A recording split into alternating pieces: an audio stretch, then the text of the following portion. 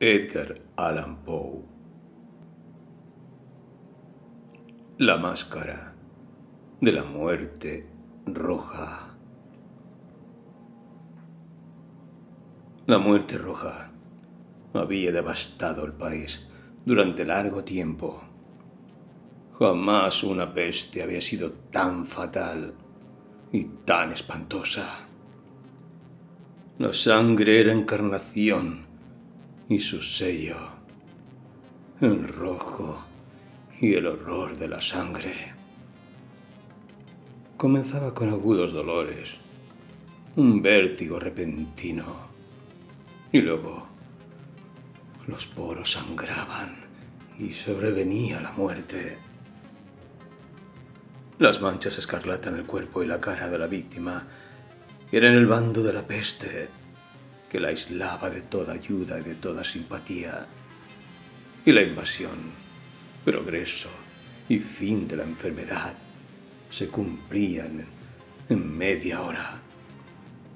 Pero el príncipe próspero era feliz, intrépido y sagaz. Cuando sus dominios quedaron semidespoblados, llamó a su lado a 1000 caballeros y damas de su corte y se retiró con ellos al seguro encierro de una de sus abadías fortificadas. Era esta de amplia y magnífica construcción, y había sido creada por el excéntrico aunque majestuoso gusto del príncipe. Una sólida y altísima muralla la circundaba. Las puertas de la muralla eran de hierro. Una vez adentro, los cortesanos trajeron fraguas y pesados martillos y soldaron los cerrojos. Habían resuelto no dejar ninguna vía de ingreso o de salida a los súbitos impulsos de la desesperación o del frenesí. La abadía estaba ampliamente aprovisionada. Con precauciones semejantes, los cortesanos podían desafiar el contagio. Que el mundo exterior se las arreglara por su cuenta. Entretanto, era una locura afligirse. El príncipe había reunido todo lo necesario para los placeres. Había bufones, improvisadores, bailarines y músicos. Había hermosura y vino. Todo eso y la seguridad estaban del lado de adentro. Afuera estaba la muerte roja. Al cumplirse el 5º o 6º mes de su reclusión, y cuando la peste hacía los más terribles estragos, el príncipe próspero ofreció a sus 1000 amigos un baile de máscaras de la más insólita magnificencia. Aquella mascarada era un cuadro voluptuoso, pero permitan que antes les describa los salones donde se celebraba. Eran 7, una serie imperial de estancias. En la mayoría de los palacios, la sucesión de salones forma una larga galería en línea recta, pues las dobles puertas se abren hasta adosarse a las paredes, permitiendo que la vista alcance la totalidad de la galería. Pero aquí se trataba de algo muy distinto, como cabía esperar del amor del príncipe por lo extraño. Las estancias se hallaban dispuestas con tal irregularidad que la visión no podía abarcar más de una a la vez. Cada 20 o 30 metros había un brusco recodo, y en cada uno nacía un nuevo efecto. A derecha e izquierda, en mitad de la pared, una alta y estrecha ventana gótica daba a un corredor cerrado que seguía el contorno de la serie de salones. Las ventanas tenían vitrales, cuya coloración variaba con el tono dominante de la decoración del aposento. Si, por ejemplo, la cámara de la extremidad oriental tenía tapicerías azules, vívidamente azules eran sus ventanas. La segunda estancia ostentaba tapicerías y ornamentos purpúreos, y aquí los vitrales eran púrpura. La tercera era enteramente verde, y lo mismo los cristales. La cuarta había sido decorada e iluminada con tono naranja, la quinta con blanco, la sexta con violeta. El séptimo aposento aparecía completamente cubierto de colgaduras de terciopelo negro, que abarcaban el techo y las paredes, cayendo en pliegues sobre una alfombra del mismo material y tonalidad.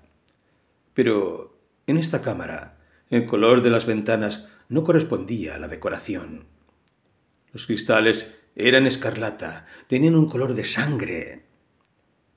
A pesar de la profusión de ornamentos de oro que aparecían aquí y allá o colgaban de los techos, en aquellas 7 estancias no había lámparas ni candelabros. Las cámaras no estaban iluminadas con bujías o arañas, pero en los corredores paralelos a la galería y opuestos a cada ventana se alzaban pesados trípodes que sostenían un ígneo brasero cuyos rayos se proyectaban a través de los cristales teñidos e iluminaban brillantemente cada estancia. Producían en esta forma multitud de resplandores tan vivos como fantásticos. Pero en la cámara del poniente, la cámara negra, el fuego que a través de los cristales de color de sangre se derramaba sobre las sombrías colgaduras producía un efecto terriblemente siniestro y daba una coloración tan extraña a los rostros de quienes penetraban en ella que pocos eran lo bastante audaces para poner allí los pies. En este aposento, contra la pared del poniente, se apoyaba un gigantesco reloj de ébano. Su péndulo se balanceaba con un resonar sordo, pesado, monótono. Y cuando el minutero había completado su circuito y la hora iba a sonar, de las entrañas de bronce de mecanismo nacía un tañido claro y resonante, lleno de música. Mas su tono y su énfasis eran tales que, a cada hora, los músicos de la orquesta se veían obligados a interrumpir momentáneamente su ejecución para escuchar el sonido, y las parejas danzantes cesaban por fuerza sus evoluciones. Durante un momento, en aquella alegre sociedad, reinaba el desconcierto, y, mientras aún resonaban los tañidos del reloj, era posible observar que los más atolondrados palidecían y los de más edad y reflexión se pasaban la mano por la frente como si se entregaran a una confusa meditación o a un ensueño. Pero apenas los ecos cesaban del todo, livianas risas nacían en la asamblea. Los músicos se miraban entre sí, como sonriendo de su insensata nerviosidad, mientras se prometían en voz baja que el siguiente tañido del reloj no provocaría en ellos una emoción semejante. Mas, al cabo de 63.600 segundos del tiempo que huye, el reloj daba otra vez la hora, y otra vez nacían el desconcierto, el temblor y la meditación. Pese a ello, la fiesta era alegre y magnífica. El príncipe tenía gustos singulares. Sus ojos se mostraban especialmente sensibles a los colores y sus efectos. Desdeñaba los caprichos de la mera moda. Sus planes eran audaces y ardientes. Sus concepciones brillaban con bárbaro esplendor. Algunos podían haber creído que estaba loco. Sus cortesanos sentían que no era así. Era necesario oírlo, verlo y tocarlo para tener la seguridad de que no lo estaba. El príncipe se había ocupado personalmente de gran parte de la decoración de las 7 salas destinadas a la gran fiesta. Su gusto había guiado la elección de los disfraces. Grotescos eran estos, a no dudarlo. Reinaba en ellos el brillo, el esplendor, lo picante y lo fantasmagórico. Veíanse figuras de arabesco, con siluetas y atuendos incongruentes. Veíanse fantasías delirantes, como las que aman los locos. En verdad, en aquellas 7 cámaras se movía De un lado a otro, una multitud de sueños. Y aquellos sueños se contorsionaban en todas partes, cambiando de color al pasar por los aposentos, y haciendo que la extraña música de la orquesta pareciera el eco de sus pasos. Mas, otra vez, tañe el reloj, que se alza en el aposento de terciopelo. Por un momento todo queda inmóvil. Todo es silencio, salvo la voz del reloj. Los sueños están helados, rígidos en sus posturas. Pero los ecos del tañido se pierden. Apenas han durado un instante.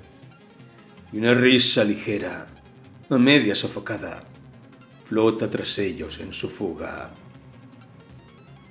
Otra vez crece la música, viven los sueños, contorsionándose al pasar por las ventanas, por las cuales irrumpen los rayos de los trípodes.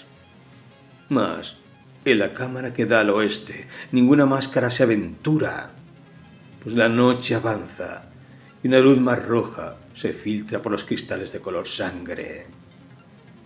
Aterradora es la tiniebla de las colgaduras negras, y para aquel cuyo pie se pone en la sombría alfombra, brota del reloj de ébano un ahogado de resonar mucho más solemne que los que alcanzan a oír las máscaras entregadas a la lejana alegría de las otras estancias. Congregábase densa multitud en estas últimas, donde afiebradamente latía el corazón de la vida. Continuaba la fiesta en su torbellino, hasta el momento que comenzaron a oírse los tañidos del reloj, anunciando la medianoche. Cayó entonces la música, como ya he dicho, y las evoluciones de los que bailaban se interrumpieron. Y como antes, se produjo en todo una cesación angustiosa. Mas esta vez el reloj debía tañer 12 campanadas, y quizá por eso ocurrió que los pensamientos invadieron en mayor número las meditaciones de aquellos que reflexionaban entre la multitud entregada a la fiesta. Y quizá también por eso ocurrió que, antes de que los últimos ecos del carrillón se hubieran hundido en el silencio, muchos de los concurrentes tuvieron tiempo para advertir la presencia de una figura enmascarada que hasta entonces no había llamado la atención de nadie. Y habiendo corrido en un susurro la noticia de aquella nueva presencia, alzóse al final un rumor que expresaba desaprobación, sorpresa y finalmente espanto, horror y repugnancia. En una asamblea de fantasmas, como la que acabo de describir, es de imaginar que una aparición ordinaria no hubiera provocado semejante conmoción. El desenfreno de aquella mascarada no tenía límites, pero la figura en cuestión lo ultrapasaba e iba incluso más allá de lo que el liberal criterio del príncipe toleraba. En el corazón de los más temerarios hay cuerdas que no pueden tocarse sin emoción. Aun el más relajado de los seres, para que la vida y la muerte son igualmente en juego, sabe que hay cosas con las cuales no se puede jugar. Los concurrentes parecían sentir, en lo más hondo, que el traje y la apariencia de desconocido no revelaban ni ingenio ni decoro. Su figura alta y flaca estaba envuelta de la cabeza a los pies en una mortaja. La máscara que ocultaba el rostro se parecía de tal manera al semblante de un cadáver ya rígido, que el escrutinio más detallado se habría visto en dificultades para descubrir el engaño. Cierto, aquella frenética concurrencia podía tolerar, si no aprobar, semejante disfraz. Pero el enmascarado se había atrevido a asumir las apariencias de la muerte roja. Su mortaja estaba salpicada de sangre, y su amplia frente, así como el rostro, aparecían manchados por el horror escarlata. Cuando los ojos del príncipe Próspero cayeron sobre la espectral imagen, que ahora, con un movimiento lento y solemne como para dar relieve a su papel, se paseaba entre los bailarines, convulsionóse en el primer momento con un estremecimiento de terror o de disgusto, pero inmediatamente su frente enrojeció de rabia. —¿Quién se atreve? —preguntó, con voz ronca, a los cortesanos que lo rodeaban. —¿Quién se atreve a insultarnos con esta burla blasfematoria? Apodérense de él y desenmascárenlo, para que sepamos a quién vamos a ahorcar al alba, en las almenas. Al pronunciar estas palabras, el príncipe Próspero se hallaba en el aposento del este, el aposento azul. Sus acentos resonaron alta y claramente en las 7 estancias, pues el príncipe era hombre temerario y robusto, y la música acababa de cesar a una señal de su mano. Con un grupo de pálidos cortesanos a su lado, hallábase el príncipe en el aposento azul. Apenas hubo hablado, los presentes hicieron un movimiento en dirección al intruso, que, en ese instante, se hallaba a su alcance y se acercaba al príncipe con paso sereno y cuidadoso. Mas la indecible aprensión que la insana apariencia del enmascarado había producido a los cortesanos impidió que nadie alzara la mano para detenerlo. Y así, sin impedimentos, pasó éste a un metro del príncipe. Y mientras la vasta concurrencia retrocedía en un solo impulso hasta pegarse a las paredes, siguió andando ininterrumpidamente, pero con el mismo y solemne paso que desde el principio lo había distinguido. Y de la cámara azul pasó la púrpura, de la púrpura a la verde, de la verde a la anaranjada, de esta a la blanca, y de allí a la violeta, antes de que nadie se hubiera decidido a detenerlo. Mas entonces el príncipe Próspero, enloquecido por la ira y la vergüenza de su momentánea cobardía, se lanzó a la carrera a través de los 6 aposentos sin que nadie lo siguiera, por el mortal terror que a todos paralizaba. Puñal en mano, acercóse impetuosamente hasta llegar a 3 o 4 pasos de la figura, que seguía alejándose, cuando ésta, al alcanzar el extremo del aposento de Terciopelo, se volvió de golpe y se enfrentó a su perseguidor. Oyóse un grito agudo, mientras el puñal caía resplandeciente sobre la negra alfombra, y el príncipe Próspero se desplomaba, muerto. Poseídos por el terrible coraje de la desesperación, numerosas máscaras se lanzaron al aposento negro, pero, al apoderarse del desconocido, cuya alta figura permanecía erecta e inmóvil a la sombra del reloj de ébano, retrocedieron con inexpresable horror al descubrir que el sudario y la máscara cadavérica que con tanta rudeza habían aferrado no contenían ninguna figura tangible. Y entonces reconocieron la presencia de la muerte roja. Había venido como un ladrón en la noche, y uno por uno cayeron los convidados en las salas de orgía manchadas de sangre, y cada uno murió en la desesperada actitud de su caída, y la vida del reloj de ébano se apagó con la del último de aquellos alegres seres, y las llamas de los trípodes expiraron, y las tinieblas, y la corrupción, y la muerte roja lo dominaron todo.